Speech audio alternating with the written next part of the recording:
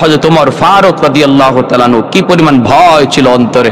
শুনুন এবার, যার কাছে যেই দায়িত্ব আছে, ছোট্ট হোক আর বড় হোক, এই দায়িত্ব কত বড় আমানত। খলিফাতুল মুসলিমিন আমিরুল মুমিনিন হযরত ওমর ফারুক রাদিয়াল্লাহু তাআলা আনহু রাতের অন্ধকারে ছদ্মবেশে বের হয়েছেন জনগণের হালত দেখার জন্য। একটু শীত শীত ভাব, কুয়াশা, আবার একটু ঠান্ডা ঠান্ডা। তো মদিনার সব মানুষ ঘুমিয়ে পড়ছে, ঘুম নাই শুধু একজনের চোখে। তিনি হলেন অর্ধ জাহানের শাসক হযরত ওমর ফারুক রাদিয়াল্লাহু তাআলা আনহু। 24 ঘন্টার ভিতরে যিনি 1 ঘন্টা ঘুমাইতেন, জোরে কন্যা সুবহানাল্লাহ, 1 ঘন্টা ঘুমাতেন আর বাকি সময়টা রাজ্যের কাজে। রাতের অন্ধকারে বের হয়েছেন, মদিনা থেকে বের হয়ে পাশের এলাকা দিয়ে যাচ্ছেন। জনগণের হালত দেখবেন, গভীর রাত, রাত প্রায় 12টা 1টা বেজে গেছে, সব মানুষ ঘুমে, আর হযরত ওমর একা ছদ্মবেশে বের হয়েছেন। হঠাৎ দেখেন একটা ঘরের ভিতরে আলো জ্বলে, ঘরের ভিতরে বাতি। হযরত ওমর দূর থেকে তাকায় তিনি বুঝতে পারলেন ঘরটার ভিতরে মনে হয় বাজে লোকের আড্ডা জমেছে, নতুবা এত রাতে এই ঘরে বাতি কেন এই রাতে এত রাতে বাতি জ্বলবে?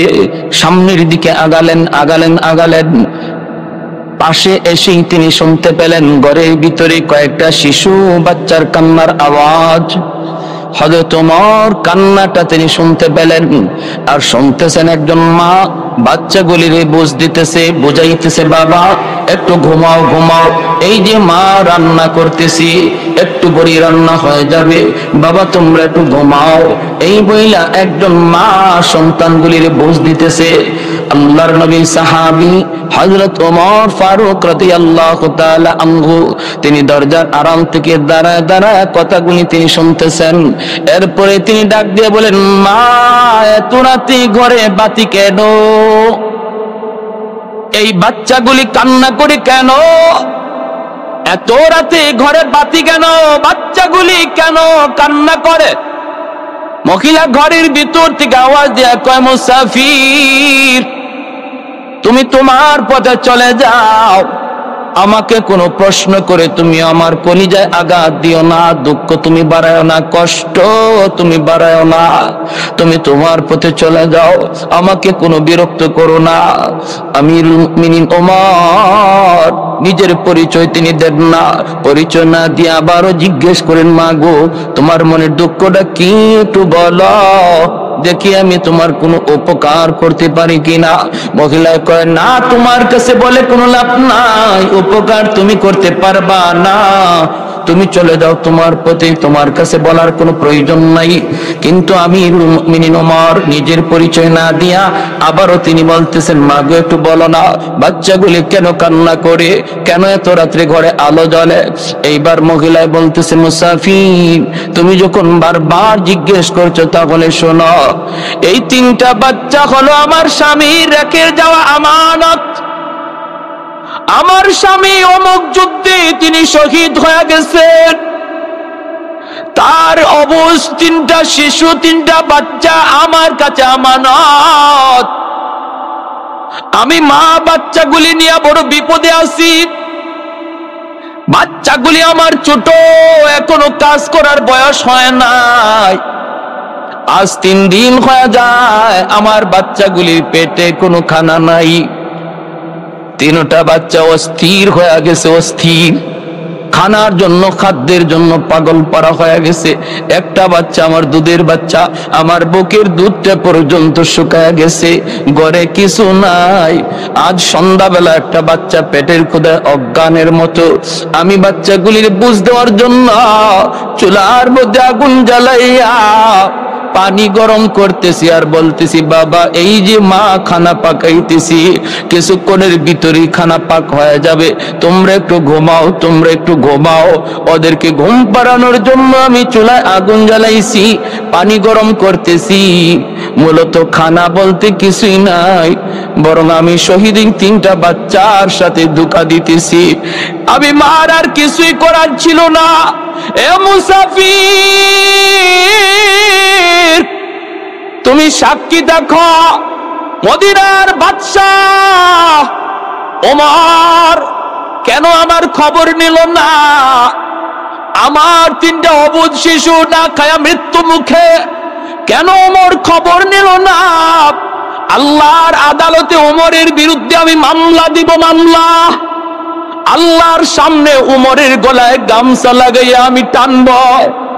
সাক্ষী রেখে তোমারে বললাম ওমরের গলায় গামছা লাগাবো, গামছা। হযরত ওমরের পশমগুলি দাঁড়ায় গেল, হাউমাউ করে কান্না শুরু করেছেন ওমর। কিন্তু এরপরও নিজের পরিচয় ওমর দেন না, পরিচয় দেন না। ওমর কান্দেন আর বলেন, মা গো, তুমি এত কষ্টে আছো, এই কথাটা তুমিও তো খলিফাকে জানাইতে পারতা। কারণ ওমর খুব ব্যস্ত মানুষ, হয়তো খবর নিতে পারে না, তুমিও তো তার একটু খবর দিতে পারতা। মহিলায় বলতেছে, মুসাফির, তাহলে তুমি আমার নবীর হাদিস জানোই না? আমার নবী বলেছেন বাদশাহ জনগণের খবর নিবে, চেয়ারম্যান জনগণের খবর নিবে, মেম্বার জনগণের খবর নিবে, এমপি জনগণের খবর নিবে, জনগণ তাদেরকে খবর দিবে না। এটা হলো আবার নবীর হাদিস। তুমি কি হাদিসটাও জানো না? হযরত ওমর টের পেয়ে গেছেন মহিলা জানতেন কোন মহিলা না। সোজা দৌড় শুরু করে দিল ওমর মদিনার দিকে। বাইতুল মালের সামনে যায় চিৎকার শুরু করলেন, কোথায় রে আমার ম্যানেজার? কে কোথায় আছো? তাড়াতাড়ি করে তোমরা বাইতুল মালের চাবি দাও, দরজা খোলো। কে কোথায় আছো? গভীর রাতে ওমরের আওয়াজ শুনি ম্যানেজারের ঘুম ভেঙে গেল। খাদিম আসলাম চমকায় উঠল, সবাই দৌড়ে বাইতুল মালের সামনে হাজির। তিনি বলতেছেন, দেরি করবা না।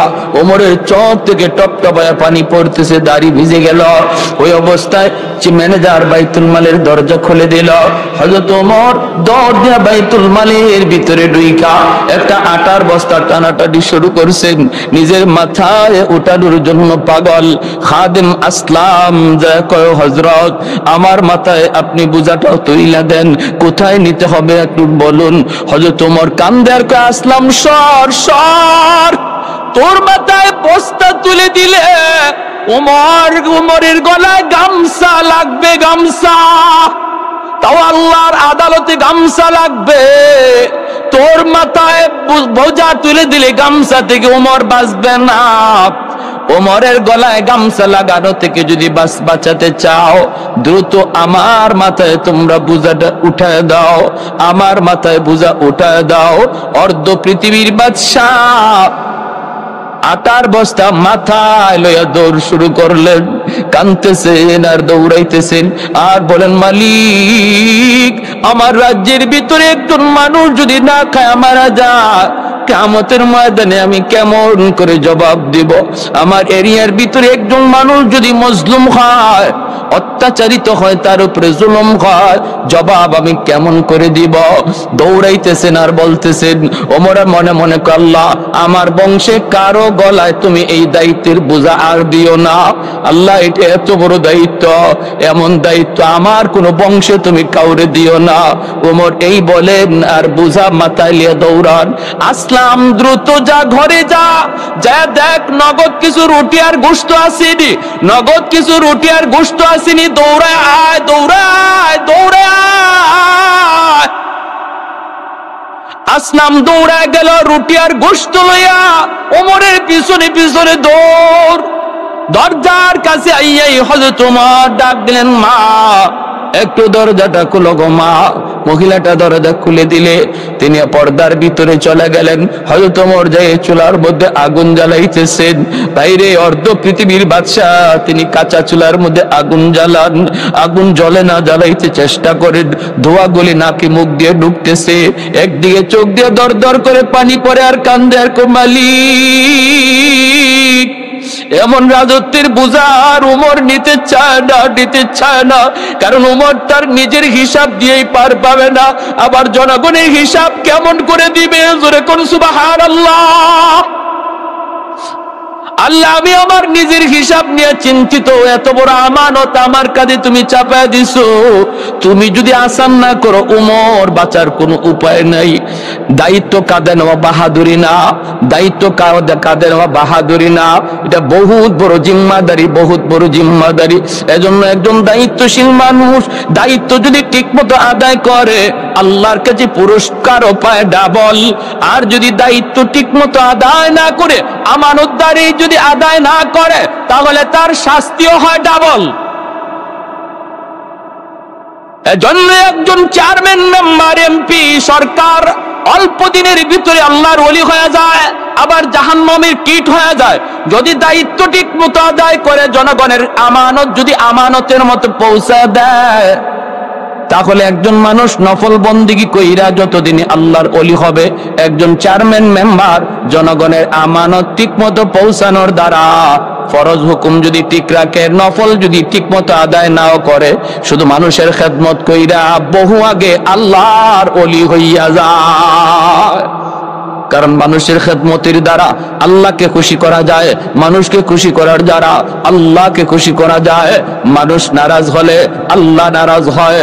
ভাইরা বন্ধুরা, এজন্য একজন দায়িত্বশীল মানুষ মানুষের খেদমত যদি যথাযথভাবে আদায় করে, যথাযথভাবে আমানতের জায়গায় পৌঁছায়, রিলিফের মাল যদি ঘরে ঘরে পৌঁছায়, এমনি ভাবে জনগণের আমানত যখন যা আসে সরকারের কাছ থেকে ঘরে ঘরে পৌঁছায়, তাহলে তার জিন্দেগিতে নফল বন্দেগী কম হলেও সে আল্লাহর ওলি দ্রুত হইয়া যায়।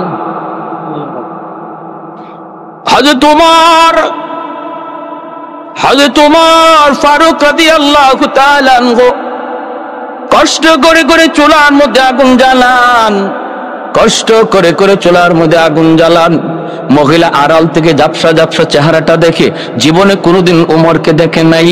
বাচ্চাগুলিও দেখতেছে, কিন্তু উমরকে তারা কেউ চিনে না। অর্ধ পৃথিবীর বাদশা, মদিনার খলিফা হযরত উমর ফারুক রাদিয়াল্লাহু তাআলা আনহুকে এরা কেউ দেখে নাই, এজন্য চিনেও না। চলছে হযরত উমরের আগুন জ্বালানো, আবার নগদ রুটি আর গোশতটা তিনি রেডি করতেছেন আসলাম রে দিয়া। ভাইরা বন্ধুরা, ওই অবস্থায় বাচ্চাগুলিরে তিনি খাবারটা সাথে দিয়া বলতেছেন, মা গো, ও মা, এক বস্তা আটা এখানে রেখে গেলাম, খামিরও বানায় আনলাম, কিছু নগদ রুটি আর গোশত আছে, এই রুটি আর গোশতটা আপনি বাচ্চাদেরকে খাইতে দেন। এই বইলা হযরত ওমর তিনি দরজার বাহিরে চলে আসলেন। মহিলা তিনি রুটি আর গোশতরা বাচ্চাকে খাওয়াবে। বাচ্চাগুলি হাসতেছে, আনন্দ পাইতেছে, আর কয়, মা, ইনি তো মনে হয় কোনো মানুষ না, আল্লাহর পাঠানো ফেরেশতা। ছোট ছোট বাচ্চাগুলি খুশিতে হাসতেছে। যেরকম সুবহানাল্লাহ, একটু জিকির করি, লা ইলাহা ইল্লাল্লাহ জোরে,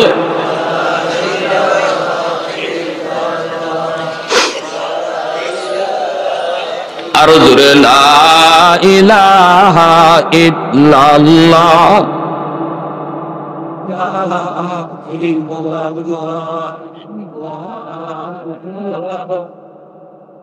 লা ইলাহা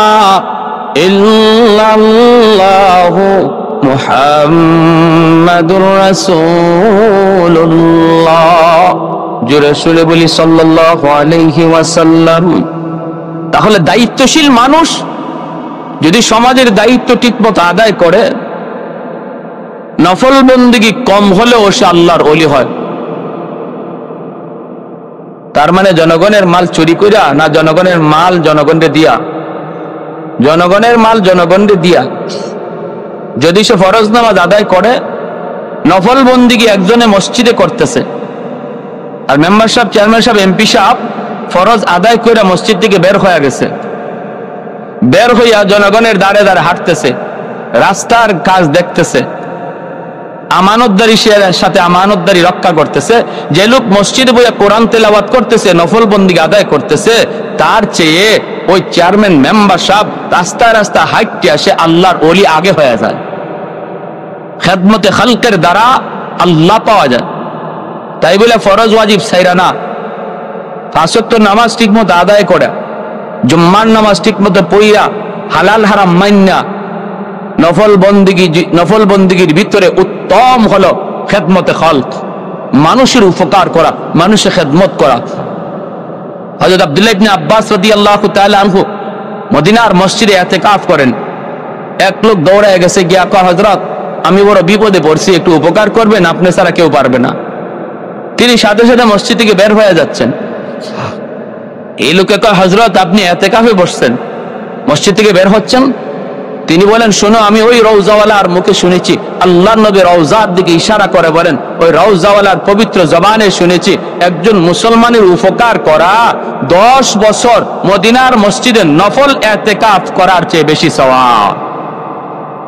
একজন মুসলমানের উপকার করা, বিপদগ্রস্ত মুসলমানকে সাহায্য করা 10 বছর ইতিকাফ, নফল ইতিকাফের চেয়ে বেশি সওয়াব। এজন্য আমি ইতিকাফ কাজা করে নিব, আগে তোমার উপকারটা করে আসি। আল্লাহু আকবার, জোরে কর। আর আমরা মানুষ বিপদে পড়লে উপকার করব দূরের কথা, আরো দূরে দিয়ে হাঁটি, ঠিক না? যদি একজন গর্তে পড়ে যায়, তারে তুলবো দূরের কথা, এই রাস্তা দিয়ে বাদ দিয়ে অন্য রাস্তা হাঁটি। রাখেন দূরের কথা, নিজের আপন কেউ যদি বিপদে পড়ে তারেও তুলতে নারাজ। আজকাল আমাদের সমাজের এমন হালত, ভাই যদি বড় হয়ে যায়, আপন ভাইরে তুলতেও মন চায় না, নিজের আপন রক্তের ভাইটারও তুলতে চায় না। পরের মানুষ তো দূরে, ভাই ভাইকে ভুলে যায়। রক্তের মানুষের সাথে বেঈমানি করে, ঠিক কিনা জোরে বলেন? এটা মুসলমানের আখলাক নয়, এটা মুসলমানের আদর্শ নয়। প্যার হাজিরিন, হযরত ওমর ফারুক রাদিয়াল্লাহু তাআলা আনহু তিনি ঘর থেকে বাহিরে বের হয়ে দাঁড়ায় রইছেন, আর খাদেম আসলাম ডাক দিয়ে বলতেছে, হযরত মদিনার মসজিদে আজানের টাইম হয়ে গেছে, ফজরের টাইম হয়ে গেছে, অল্পক্ষণের ভিতরে ফজর আজান হবে, আপনাকে মদিনায় যেতে হবে না, আপনি তো মদিনার মসজিদের ইমাম, আপনার জন্য সবাই অপেক্ষা করবে। যেরকম সুবহানাল্লাহ। কি রাষ্ট্রপ্রধান মসজিদের ইমাম, আর আমরা মসজিদের ইমামরে 2 টাকার মৌলবি মনে করি, ঠিক না? কি জারি! হ্যাঁ, 2 মিনিট ইমাম সাহেবের লেট হয়, দেখবেন সব মুসল্লি পিছনে তাকায়, মাঝে মাঝে একজন দাঁড়ায় আওয়াজও করে, হুজুর কোথায়, হুজুর কোথায়? টাকা দিয়ে রাখছি, 2 মিনিট লেট হয় কেন? এখনো মক্কা মদিনায় নামাজের টাইম নাই, ক্যালেন্ডারে নামাজের টাইম লেখা নাই। আল্লাহর নবীর জামানা থেকে যেভাবে চলে আসছে সেভাবে এখনো হারম শরীফে আছে। কখন জোহর দাঁড়াবে, জামাত দাঁড়াবে, টাইম লেখা নাই। কখনো আসরের জামাত দাঁড়াবে, টাইম নাই। কখনো মাগরিবে জামাত দাঁড়াবে, টাইম নাই। কিসের টাইম? টাইম লেখা আছে শুধু আজানের, জোহরে আজান হবে এতটায়, আসরে আজান হবে এতটায়, মাগরিবের আজান হবে এতটায়। জামাত কখন দাঁড়াবে কয় কেউ জানে না। কখন কয় যখন ইমাম আসে তখন। ভালো করে বুঝেন, যখন ইমাম আসে তখন। সাহাবায়ে কেরাম মসজিদে নববীতে বসা থাকতেন, আজান হয়েছে, নবীজি আসবেন, নামাজ পড়াবেন। কখনো নবী আজানের 10 মিনিট পরে হুজরা থেকে বের হয়ে নামাজে ইমামতি করছেন, কখনো 10 মিনিটটা 20 মিনিট চলে গেছে, আধা ঘন্টা চলে গেছে, নবী আসেন না। সাহাবায়ে কেরাম অপেক্ষায়, কোনো আওয়াজ নাই। ইমাম যখন আসবে তখন জামাত। এখানে আমরা যদি একটা টাইম দিয়া দিলাম নামাজের, 1 মিনিট 2 মিনিট যদি ইমাম সাহেবের লেট হয়, এত অস্থির হওয়ার কি আছে? মসজিদে বসা থাকলে কি গুনাহ হয় না সওয়াব হয়? আরো জোরে বলেন। কষ্ট পেয়েছেন আপনারা? মসজিদ কার ঘর? যতক্ষণ মসজিদে বসা ততক্ষণ রহমতের ফেরেশতা নামাজ পড়লে যেই সওয়াব হইতে এই সওয়াব আমল নামা দান করে। আল্লাহ নবী বলেন, তোমরা জান্নাতের বাগানে ঢুকে বসে দেখো না, ফল খেও ফল। সাহাবায়ে কেরাম বলে, ইয়া রাসূলুল্লাহ, দুনিয়াতে জান্নাতের বাগান কোনটা আর ফল কোনটা? নবী বলেন, জান্নাতের বাগান হলো মসজিদ, আর ফল হলো বসে বসে সুবহানাল্লাহ বলা। যদি মসজিদে বসে বসে সুবহানাল্লাহ, আলহামদুলিল্লাহ, আল্লাহু আকবার বসো, যেন তুমি জান্নাতের বাগানে ঢুকে ফল ভোগ করতেছো। আর আমরা সুবহানাল্লাহ তো নাই, বরং খালি গল্প গুজব। মসজিদ আজকে নিজের ঘর হয়ে গেছে, নিজের বাংলা ঘর হয়ে গেছে, রাজনৈতিক আলাপের ঘর হয়ে গেছে। মসজিদে ঢুকতেছি, খবর নাই কোথায় ঢুকতেছি, মনে হয় আমার নিজের কার্যালয়ে ঢুকতেছি, মসজিদে ঢুকতেছি যেন আমার প্রাইভেট ঘরে ঢুকতেছি। আওয়াজ আর আওয়াজ, আল্লাহর রহমতের ফেরেশতারা খায়, উসকুত ইয়া আব্দুল্লাহ, উসকুত ইয়া আব্দুল্লাহ, উসকুত ইয়া আব্দুল্লাহ। তারপরে বলে উখরুজ ইয়া আদুওয়াল্লাহ। তিনবার রহমতের ফেরেশতা কয়, চুপ হও আল্লাহর গোলাম, চুপ হও আল্লাহর ওলি, চুপ হও আল্লাহর ওলি, চুপ হও আল্লাহর ওলি। তিনবার পরেও যখন চুপ হয় না, তখন ফেরেশতা কয়, উখরুজ, বের হ, ইয়া আদুওয়াল্লাহ, আল্লাহর দুশমন। একটু হিসাব করা দরকার। শুধু নামাজের ভিতরে আমাদের ইসলামী জিন্দেগি সীমাবদ্ধ নয়, আমাদের গোটা কদমে কদমে ইসলাম রয়েছে। মসজিদ থেকে বের হওয়ার পর আমার ইসলামী জিন্দেগির পরিধি আরো বেড়ে যায়। মানুষের সাথে কথাবার্তা, লেনদেন, আচার আচরণ, ব্যবহার, আরেকজনের হক নষ্ট না করা, জমির আইল না কাটা, সীম না ঠেলা, এই সমস্ত আমার ইসলামী জিন্দেগির ভিতরে অবিচ্ছেদ্য অংশ। আমি জমির আইল কাইটা আরেকজনের সীম, আরেকজনের জামা নিজের দখলে নিয়া মসজিদে নামাজ পড়া যদি কপালে কর ফালাইয়া দেই, তবুও আমার জান্নাতে যাওয়া সহজ হবে না, কারণ আমার বিরুদ্ধে মানুষের মামলা রয়েছে, হকুল ইবাদের মামলা রয়েছে। যার ঘরে মানুষের মামলা থাকবে, সে তার জীবনের নামাজ, রোজা, হজ, যাকাত লইয়া জান্নাতে যেতে পারবে না, যতক্ষণ পর্যন্ত মানুষের মামলা আল্লাহর আদালতে ডিসমিস না হবে। আর ওই দিন আল্লাহ বলবে, বান্দা তোর এক ওয়াক্ত নামাজ কাজা হয়েছে, যা আমি আল্লাহ আমার রহমতে মাফ করে দিলাম। একদিনের রোজা তোর কাজা হয়েছে, যা আমি তোর মাফ করে দিলাম। কিন্তু তুই যে তোর পাশের প্রতিবেশীর হক নষ্ট করেছ, আরেকজন মুসলমানের ইজ্জত মেরেছ, আরেকজনের মুসলমানের হক মাইরা খেয়েছ, তুমি সন্তানের হক নষ্ট করছো, বাবার হক নষ্ট করছো, ভাইয়ের হক নষ্ট করছো, বোনের হক নষ্ট করেছো, আমি আল্লাহ এই ব্যাপারে কিছু জানি না। মামলা ওর সাথে, ওর কাছ থেকে তুমি যেভাবে পারো সেভাবে রায় নাও। সেদিন আপন কলিজার টুকরা সন্তান বাবাকে মাপ দিবে না, কলিজার টুকরা স্ত্রী স্বামীকে মাপ দিবে না, স্বামী স্ত্রীকে মাপ দিবে না, মা সন্তানকে মাপ দিবে না। সেই দিন হবে ইয়া নফসি, ইয়া নফসি বলার দিন। শুধু আল্লাহ আমাকে বাঁচাও, আমাকে বাঁচাও, আমাকে বাঁচাও। সবাই শুধু আল্লাহ আমি বাঁচতে চাই, আমি বাঁচতে চাই। কেউ কইব না আল্লাহ আমার আব্বা কই, আমার আম্মা কই, আল্লাহ আমার ছেলে কই, আল্লাহ আমার মেয়ে কই। কেউ বলবে না, কোন নবীও এই কথা বলবে না, আল্লাহ আমার আব্বা কই, আমার আম্মা কই। নবীরাও বলবে আল্লাহ আমি বাঁচতে চাই, আমাকে বাঁচাও। যেরকম সুবহানাল্লাহ। ওই দিনে মানুষের মামলা নিয়ে আল্লাহর দোহায় কেউ আল্লাহর আদালতে উঠবেন না। মানুষের মামলা দুনিয়াতে ডিসমিস করে যান। যদি বাঁচতে চান, মৃত্যুর আগে আগে যার হক নষ্ট করেছেন তার ডাকেন, ডাককে পরিশোধ করেন। বোনের জমি দেন নাই, বাবা মারা যাওয়ার পর বোনদের তাড়াতাড়ি করে আনেন, আইনে বোনের সম্পদ ফিরিয়ে দেন। যদি মনে করেন আপনি আপনার বাবা এমন কাজ করছে, আজকে বাবা কবরে চলে গেছে, আপনার ফুফুদের হক দেয় নাই, বাবার কবরের আগুন যদি নিবাইতে চান, ফুফাতো ভাই বোনরা ডাকেন, ডাক্কা ফুফুর অংশটা এখনই দিয়া দেন। নতুবা বাবার নামে 10টা 40টা 100টা গরু জবাই করে জিয়াফত করলো, বাবার কবরের আগুন নিববে না, কবরে আগুন নিববে না। যদি বাবা কারো হক নষ্ট করে থাকে, এটা ফিরিয়ে দেওয়া একজন সন্তানের সর্বপ্রথম দায়িত্ব। গরু জবাই করে মানুষকে খাওয়ানো এটা সন্তানের দায়িত্ব নয়। সন্তানের দায়িত্ব সবার আগে আগে বাবা যদি কারো হক মেরে থাকে, হক ফিরিয়ে দাও। অসুবিধা দিতেছি, কষ্ট পাইতেছেন আপনারা? বুঝের জন্য বলছি ভাই, যদি আমাদের কারো কাছে এই ভুলটা থাকে, আমরা সংশোধন করে নেব, সংশোধন করে নিব। হযরত ওমর ফারুক রাদিয়াল্লাহু তাআলা আনহু দরজার বাহিরে আসছেন, আসলাম বলতেছে, হযরত মদিনার মসজিদে আজান হয়ে গেছে, ফজরে আজান হয়ে গেছে, আপনাকে ইমামতি করতে হবে, আপনি যাবেন না? হযরত ওমর বলতেছেন, আসলাম একটু অপেক্ষা কর, এখানে দাঁড়ায়া দাঁড়ায়া আমি ওই শহীদের 3টা এতিম বাচ্চার কান্নার আওয়াজ শুনেছিলাম। আমার মন বলতেছে এখানে দাঁড়াইয়া আমি ওই এতিম বাচ্চাগুলির একটু হাসি শুনে যাই। দরজার পাশে ওমর দাঁড়ায় রয়েছেন, বাচ্চাগুলির একটু হাসির শোনার জন্য। যেই মাত্র বাচ্চাগুলি একটু হাসাহাসি করে, আনন্দ করে, আওয়াজটা যেই মাত্র ওমরের কানে আসলো, সাথে সাথে তিনি সাজদায় পড়ে আল্লাহর শুকরিয়া আদায় করলেন আর আল্লাহর কাছে কান্দেন, মালিক আসলাম চল, মদিনার দিকে চল। মদিনার মসজিদে ইমাম, মদিনার খলিফা আমিরুল মুমিনিন ওমর ফজরের নামাজ পড়াইয়া মিম্বরে বসি ওমর ডাক দিয়া বলতেছেন, মুসল্লিয়ানি কেরাম, যে যেখানে আসো দাঁড়ায় থাকো, বসে থাকো, কেউ জায়গা থেকে উঠবে না। এখন তোমাদের সামনে একটা বিশাল বড় একটা বিচার রয়েছে। বিচার, এই বিচার বড় খতরনাক, জটিল একটা বিচার তোমাদের সামনে করা হবে রে, কেউ জায়গা থেকে উঠবে না। মদিনার মসজিদের মুসল্লিয়ানে কেরাম মনে মনে ভাবেন, রাতের অন্ধকারে ওমর কোথায় জানি ঘুরছেন, আর কোন অপরাধ নিজের চোখে দেখছেন, না জানি কেমন বিচার হয়, কেমন বিচার। সবাই যার যার জায়গায় বসা। ওমর মিম্বরে বসি তিনি পুলিশকে আদেশ দিলেন, দ্রুত তোমরা মদিনার পাশের ওই বস্তিতে যাও।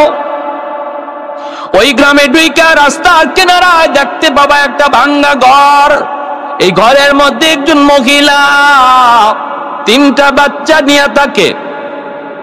তোমরা দ্রুত করে যাও, যায়া মহিলাকে বলবা মদিনার খলিফা ওমর তোমাকে আদেশ জারি করেছেন মদিনায় যাওয়ার জন্য।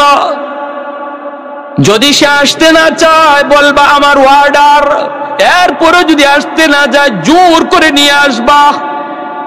মদিনার মানুষ মনে করতেছে না জানি ওই মহিলা কেমন বড় অন্যায় করেছে, কেমন অন্যায় করেছে, ওমরের চোখে অন্যায় ধরা পড়ে গেছি, না জানি আজ ওই মহিলার কেমন বিচার হয়। সবাই যার যার জায়গায় বসা আছেন। এমনি কোতোয়ালি থানার পুলিশ দ্রুত বেগে তারা যাইতে লাগলো। ওই গ্রামের ভিতরে ঢুইকা তারা দেখতে পেল রাস্তার কিনারায় একটা ছোট্ট ঘর পেয়ে গেল, মহিলাকেও পেয়ে গেল, 3টা বাচ্চারাও পেয়ে গেল। পুলিশেরা যায় ডাক দিয়ে কয়, মা, মদিনার খলিফা ওমর তোমাকে তলব করেছে, তলব। মহিলার কলিজায় কামড় দিয়ে উঠল, কয় কি ওমর আমাকে কেন ডাকবে, কেন, কি হয়েছে, আমার বিরুদ্ধে কোন মামলা? পুলিশ কয় আমরা জানি না, তবে আমাদের উপরে ওয়ার্ডার, আপনাকে দ্রুত যেন ওমরের আদালতে হাজির করা হয়। বাচ্চাগুলি পর্যন্ত ওমরের নাম শুনে কেঁপে উঠল। ওমরের আদালতে মাকে ডাকা হয়েছে, কারণ ওমর নাম শুনলে পরেই বেঈমানরা যেমন ভয় পাইতো, কাঁপতো, ছোট ছোট বাচ্চাগুলি ওমর নাম শুনলে ভয় পাইতো। আমরা তো বাচ্চাগুলির ঘুম পাড়াই, এই যে বাঘ আসতেছে, ভাল্লুক আসতেছে, ঘুমা। কিন্তু মদিনার মা তারা বলতো ওমর আসতেছে, তাড়াতাড়ি ঘুমা। বাচ্চা ডরায় ঘুমায় পড়তো। হযরত ওমরকে ভয় পায় না এমন কে আছে? শয়তানেও তো ওমরকে ডরায়, ঠিক কিনা জোরে বলেন? ইবলিসও যদি দেখে এই রাস্তা দিয়ে ওমর আয়, অন্য রাস্তা দিয়ে ইবলিস ভেগে যায়। সে ওমরের নাম শোনা মাত্র মহিলা কাঁপতেছে, বাচ্চাগুলি কাঁপে।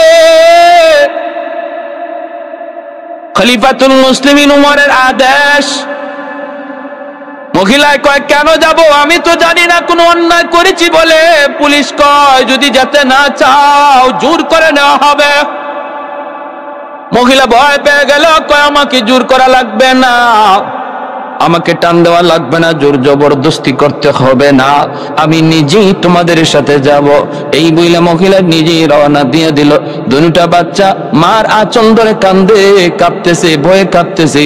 দুধের বাচ্চাটারে বুকের মধ্যে লইয়া মহিলা যায় আর কয়, চোখ দিয়ে পানি ধরা, আর কয়, মালিক, আজ ওমরের আদালতে কি বিচার আমি জানি না গো আল্লাহ। আল্লাহ, আমি তো এক মুসাফিরকে বলেছিলাম ওমরের বিরুদ্ধে আল্লাহর আদালতে মামলা দিব, তাহলে ওই মুসাফির কি আবার ওমরকে যায় সব কথা বলে দিল নাকি? আমার বিরুদ্ধে সব কথা ওমরের কাছে মুসাফির বলে দিল নাকি? হায় হায়, জানি না কি মামলা হবে।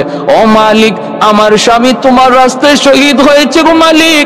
শহীদের 3টা বাচ্চার মুখের দিকে তাকাইয়া আল্লাহ, আজকে তুমি আমার ইজ্জত রক্ষা কইরা। আমি তো একজন শহীদের স্ত্রী, 3টা এতিম বাচ্চার মা। আল্লাহ, 3টা এতিম বাচ্চার মা, তুমি আমার ইজ্জত রক্ষা কইরো। এই গইলা মহিলা কান্দে আর যায়। মদিনার পাশাপাশি চলে গেল মসজিদে নববী, একদম ফুল ভরপুর। বিচার দেখার জন্য সবাই যার যার জায়গায় বসা। ওমর ফারুক রাদিয়াল্লাহু তাআলা আনহু মিম্বরের মধ্যে বসে বসে অপেক্ষা। যেই মাত্র মহিলা মসজিদে নববীর দরজার পাশে আসলো, হযরত ওমর ডাক দিয়ে বলেন, মাঝখান দিয়া রাস্তা করে দাও, মাঝখান দিয়া রাস্তা করে দাও। মহিলাকে দেখা মাত্রই ওমরের চোখ দিয়ে টলটল করে পানি ঝরতে লাগলো। ওমর কাঁদতে শুরু করলেন, চোখ দিয়ে গড় গড় করে পানি ঝরতে লাগলো। মহিলা মাঝখানে আসতে মসজিদে নববীর দরজার থেকে ও সামনের দিকে তাকায় দেখে মিম্বরের মধ্যে যিনি বসা, ইনি তো অবশ্যই আমিরুল মুমিনিন, ইনি ওমর, কিন্তু চেহারা গত রাতের মুসাফিরের মতো। হায়া, চেহারা তো গত রাতের মুসাফিরের মতো। সামনের দিকে একটু আগায় আগায় দেখলো, আল্লাহু আকবার, ইনি তো গত রাতের সেই মুসাফির। আমি তো জানি না ইনি যে অর্ধ পৃথিবীর বাদশা ওমর। আমি তো বুঝতে পারি নাই গো মালিক, জানি না আজ আমার বিচার কেমন হয়, আজ বুঝি আমার মৃত্যুদণ্ড হয়, আজ বুঝি আমার প্রাণ নিয়ে দেয় ওমর। আল্লাহ তুমি আমারে বাঁচাও, তুমি আমারে বাঁচাও। মহিলা বাচ্চাটা নিয়ে যাইতেছে, দুটা বাচ্চা একদম কবুতরের বাচ্চার মতো মারে দইরা জড়ায় জড়ায় কাঁপতেছি। দুটা বাচ্চা মার আঁচল ধরে কাঁপতেছি, আর মা সামনের দিকে আগাইতেছে। হযরত ওমর যেই মাত্র কাছে গেল, হযরত ওমর মিম্বর থেকে নেমে গেলেন। নাইমা একটা গামছা হাতের মধ্যে লইয়া হযরত ওমর নিজের গলার মধ্যে গামছাটা বাঁধলেন। বান্ধা গামছার মাথাটা আর একটা অন্য মাথাটা মহিলার হাতে দিয়ে বলতেছেন, মা, ওমর তোমার কাছে বহুত বড় অপরাধী গো মা, তুমি এই গামছাটা লইয়া ওমরকে মদিনার অলি গলি সব জায়গায় গামছা দিয়ে ঘুরাও। কেন ওমর তোমার খবর নিতে পারলো না? তুমি আমারে মদিনার অলি গলি রাস্তাঘাট ঘোরাও, আমি রাজি, তবু আমার মালিকের দরবারে গামছা লাগায়ও না। फारूक तेरा नाम से इस्लाम रहेगा, फारूक तेरा नाम से इस्लाम रहेगा, दुनिया की अदालत में तेरा नाम रहेगा, दुनिया की अदालत में तेरा नाम रहेगा, सिद्दीक तेरा नाम से इस्लाम रहेगा, दुनिया की सदाकत में तेरा नाम रहेगा, उस्मान तेरा नाम से इस्लाम रहेगा, दुनिया की सखावत में तेरा नाम रहेगा। अल्लाहु अकबर, जोरे कोन अल्लाहु अकबर, मुसलमाনের আওয়াজে কোন আল্লাহু আকবার। মহিলার সাথে সাথে আমিরুল মুমিনিন, আমি বুঝতে পারি নাই আপনি যে খলিফাতুল মুসলিমিন, আমি বুঝতে পারি নাই, আমার ভুল হয়ে গেছে, আমাকে আপনি মাফ করে দেন। আর আমি আজ বুঝতে পারলাম মায়ার নবী কেন বলেছিলেন আমি নবীর পরে যদি কেউ নবী হতো সে ওমর। আজ আমার বুঝ হয়েছে, নবী বলেছিলেন আমি নবীর পরে কেউ নবী হলে নবী হইতো ওমর। ভাইরা বন্ধুরা, সেই ওমর তিনি তো আমানতদারি বুঝছেন, দায়িত্ব বহুত তিনি বুঝতে পারছেন, দায়িত্ব কত বড় আমানত। এজন্য রে ভাই, মনে রাখবো আমাদের প্রত্যেকের কাছে যার কাছে যেইভাবে আমানত আছে, দায়িত্ব আছে, ছোট হোক বড় হোক, এই দায়িত্বগুলোর ব্যাপারে আমানতদারি রক্ষা করব। যদি না করি আল্লাহর আদালতে খেয়ানতকারী কাঠ করা দাঁড়াইতে হবে। মাদ্রাসা এলাকার মানুষের কাছে রাখা আমানত, আমার দ্বারা মাদ্রাসার যেন কোনো ক্ষতি না হয়, আমার দ্বারা মাদ্রাসার ছাত্রের যেন ক্ষতি না হয়, আমার দ্বারা মাদ্রাসার কোনো বদনাম যেন না হয়। যদি হয় আল্লাহর কাঠ গড়ায় বহুত বড় খেয়ানতকারী হইয়া কাঠ গড়ায় দাঁড়াইতে হবে।